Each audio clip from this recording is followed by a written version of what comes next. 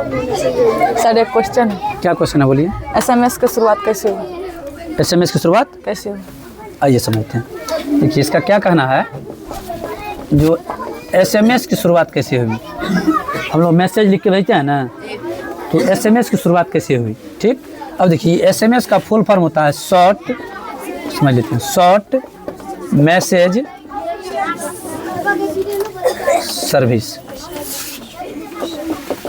समझिएगा, short message service, short message service SMS का full form होता है शॉर्ट मैसेज सर्विस।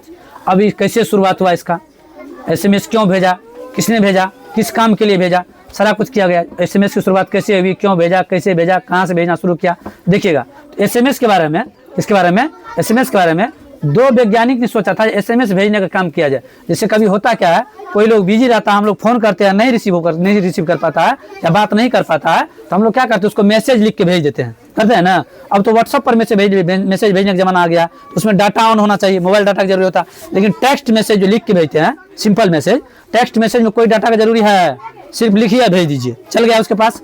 और यदि फोन रिसीव नहीं कर रहा, वो फोन हाथ में लिया तो उसको पता चल जाएगा। इस बात को किसने सोचा जो एसएमएस की शुरुआत किया जाए, इसके बारे में दो वैज्ञानिक, ध्यान दीजिएगा, दो वैज्ञानिक ने अपना विचार सोचा, विचार रखा जो एसएमएस की शुरुआत किया जाए। तो पहला वैज्ञानिक का नाम क्या था, फ्रीडहेलम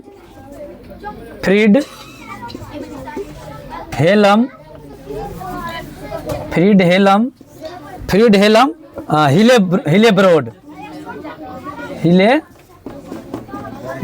ये पहला वैज्ञानिक था। और दो आदमी सोचा था, और दूसरा वैज्ञानिक का नाम था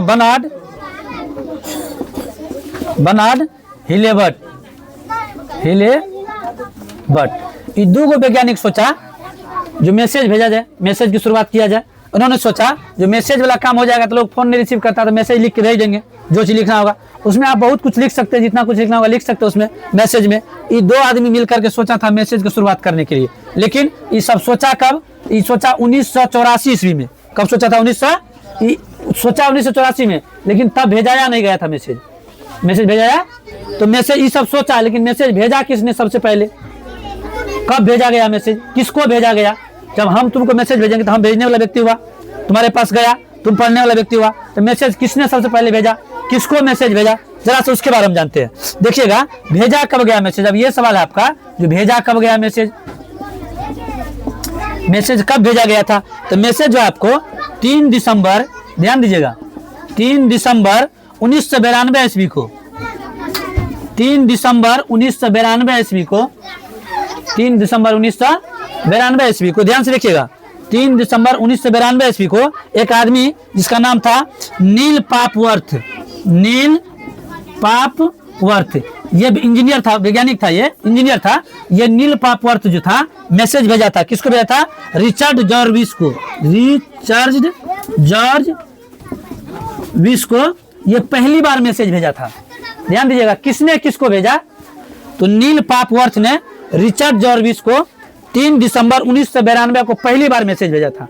तो मैसेज में क्या लिखा था, तो हम लोग जानते हैं दिसंबर के महीना में 25 तारीख को क्रिसमस डे मनाया जाता है, कहते हैं ना उसको क्रिसमस डे। तो दिसंबर महीना में 3 तारीख को ही मेरी क्रिसमस लिख करके इसको मैसेज किया था। क्या लिख करके, मेरी क्रिसमस लिख करके मैसेज किया था, और मैसेज प्राप्त हुआ था। और मैसेज गया किस नेटवर्क से, क्योंकि अभी के टाइम पर तो एयरटेल जियो दो नेटवर्क छायल है पूरा भारत में, है ना। तो उस टाइम पे वोडाफोन के नेटवर्क से, समझिएगा, ये जो मैसेज भेजा था 3 दिसंबर 1992 ईस्वी को, ये वोडाफोन के नेटवर्क से पहली बार मैसेज भेजा था। उस टाइम पे वोडाफोन चलता था, वोडाफोन, एयरटेल तो चलता था बहुत पहले से। सबसे पहले गवर्नमेंट कंपनी का सिम सिर्फ एगो बीएसएनएल है, समझे, बीएसएनएल का सिम जो होता है वो भारत मतलब कंपनी का है वो, ठीक है, भारत सरकार का सिम है वो। लेकिन ये वोडाफोन उस टाइम पे नया लॉन्च किया था। और ये लड़का जो था ना, ये नील पापवर्थ, इसी में ये काम करता था, इंजीनियर था ये, इसी में काम करता था वोडाफोन में। तो इन्होंने वोडाफोन में पहली बार मैसेज लिखने का काम किया था। और मैसेज जब मिला तो उसी से, तो अब धीरे धीरे ये प्रचलन, जैसे मान लीजिए पहली बार लिखा, एक के बार तो कोनो चीज लोग जान जाता है, नहीं जानता है, तो लगभग 2000 ईस्वी में ही पूर्ण रूप से विख्यात हो गया। जो मैसेज लिख करके भेजेंगे, हम भेजेंगे, उसके पास चले जाएगा लिख करके, मतलब लिख करके कागज से चिट्ठी लिखने का जरूरी नहीं है, चिट्ठी मैसेज में लिख दीजिए, भेज दीजिए, ठीक है। और ई मैसेज भेजने के लिए, टेक्स्ट मैसेज भेजने के लिए कोई नेटवर्क का जरूरी, मोबाइल डाटा का जरूरी, वाईफाई का जरूरी नहीं है। अब एगो क्वेश्चन आप लोग के मन में होता होगा, सर व्हाट्सएप से कैसे मैसेज भेजा था पहली बार? ये भी तो सवाल है। व्हाट्सएप पर किसने किसको पहली बार मैसेज भेजा, क्या लिख के भेजा? तो अगले वीडियो में हम ये भी बताएंगे। यहाँ तक के लिए अगर आप लोग को इतना बात समझ में आ गया होगा, वीडियो अगर अच्छा लगा होगा तो वीडियो को लाइक करें, कमेंट करें, शेयर करें और फॉलो करना नहीं भूलें।